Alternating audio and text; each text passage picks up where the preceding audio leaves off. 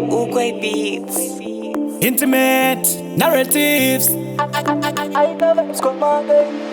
Moyo wangu wafunga kure, ndajusa foni nditaure, kunyangwe uri kure, moyo uri pedyo, usatsokera shure.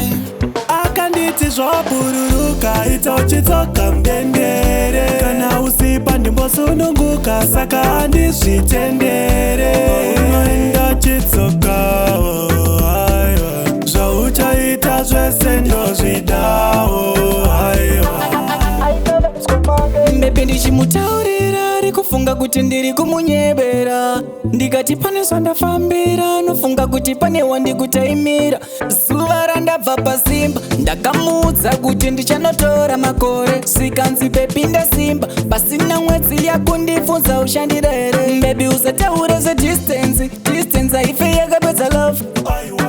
Ukawanza my best friends anoguma kukukanda mchoto, tiri kushandira mumani handiskwida semafani nditori pamishani patendi nadzoka dane big plan. Akanditi zvabururuka itochitsoka mdendere, kana usipa ndimbosununguka saka handizvitendere. Unoenda chitsoka zvauchaita zvese ndozvidawo.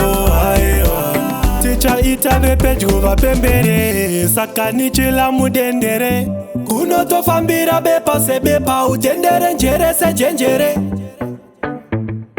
Mudiwa wangu saore moyo, ramba wakatyora nchakutengera Coca-Cola.